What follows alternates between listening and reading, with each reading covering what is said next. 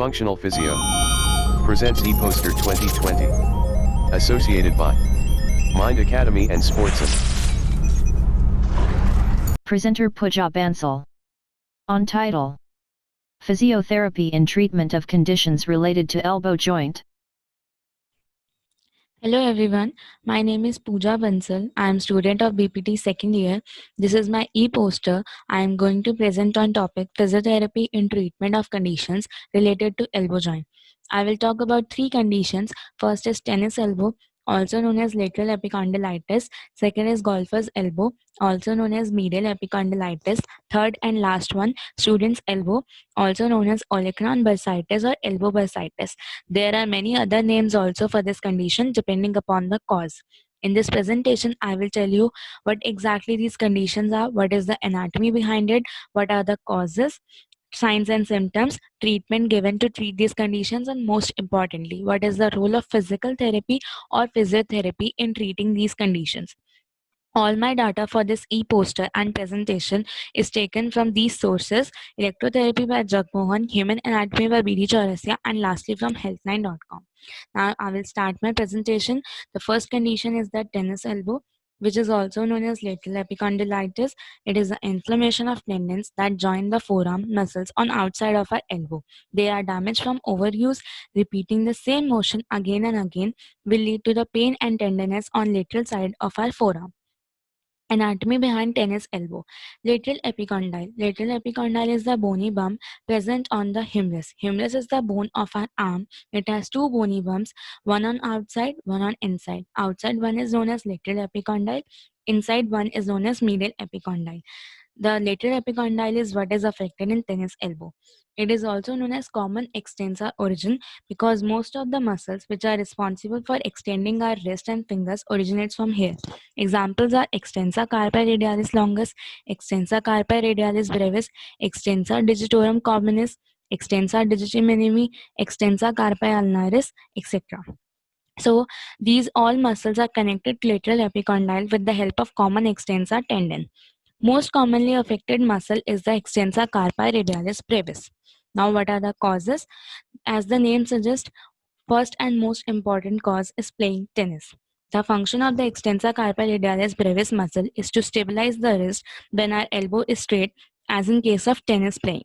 It can also occur in painters, plumbers, and carpenters.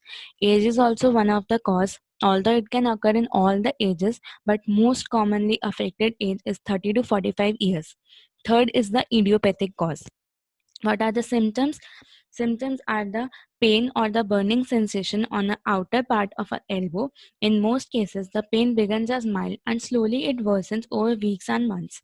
The tendon with inflammation and tiny tears occurs in this condition. Now treatment.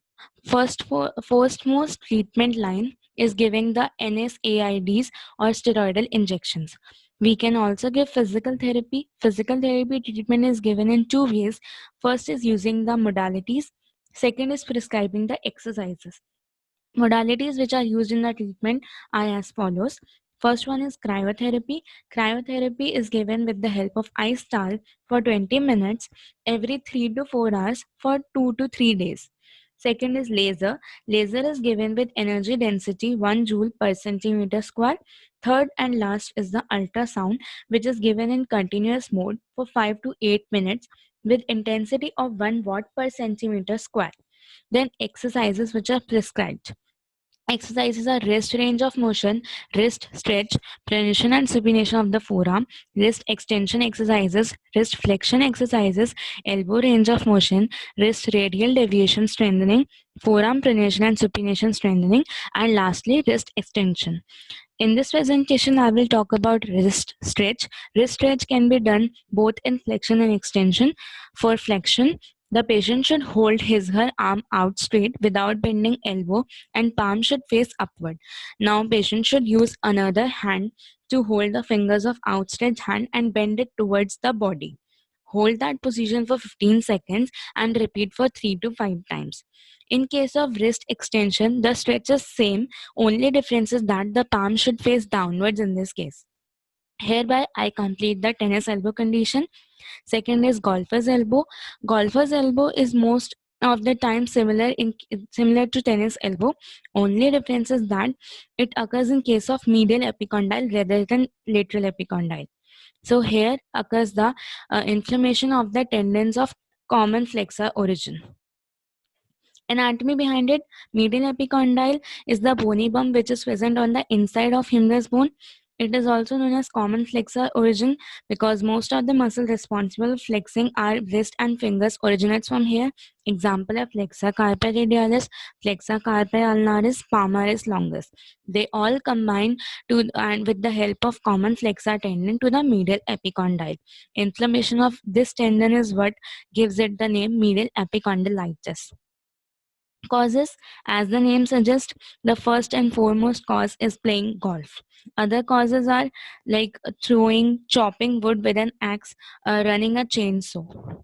Then age, it can occur in all the ages, but most commonly it affects the 40 to 60-year age people. Then what are the symptoms? Symptoms are tenderness and pain on the medial side of the elbow. Usually it starts at the medial epicondyle, but it may spread to forearm also. There is pain whenever bending, twisting, grasping occurs. Now, treatment is similar to that of lateral epicondylitis. First they give NSAIDs and also steroidal injections. Now, physical therapy treatment, it is again given in two types: modalities and prescribing exercises. Modalities which are used are as follows. First is cryotherapy, given for 20 minutes for 2 to 3 days every 3 to 4 hours. Second is laser.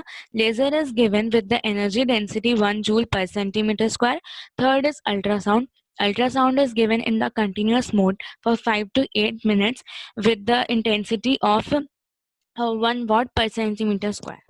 Now, exercise which are prescribed: wrist range of motion, wrist stretch, pronation and supination of the forearm, wrist flexion exercises, wrist extension exercises, wrist radial deviation strengthening, forearm pronation and supination strengthening, and elbow wrist extension and flexion. Here in this presentation, I will talk about resisted wrist flexion, how to perform this exercise.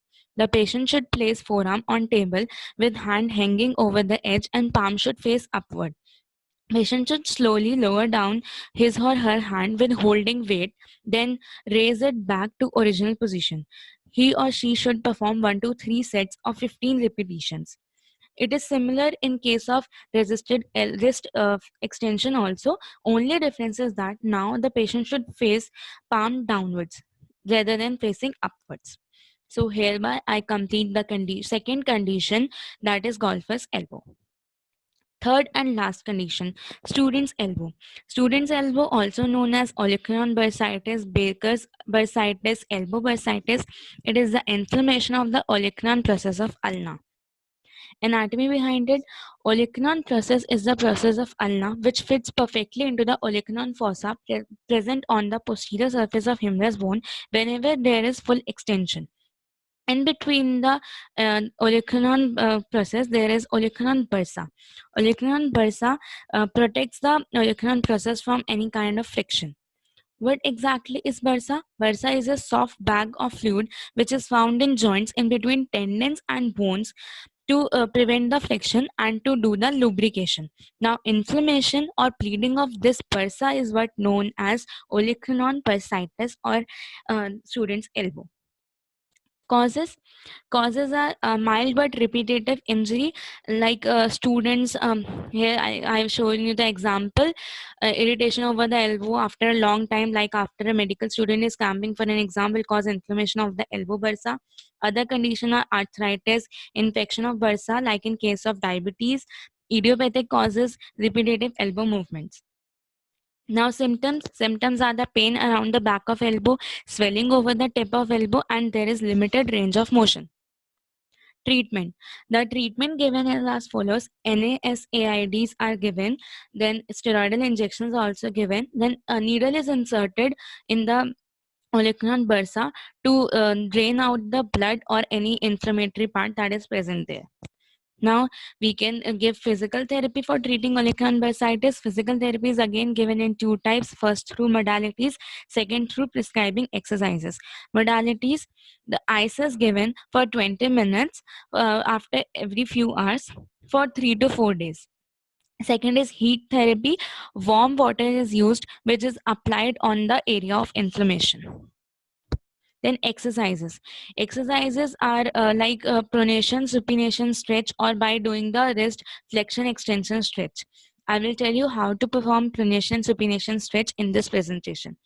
The patient should flex his elbow at 90 degree and make a fist, then turn the forearm back and forth in case of each direction.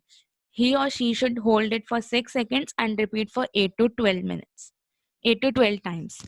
So, hereby I'm completing the third and last condition of my presentation, olecranon bursitis. Thank you so much for listening to my presentation.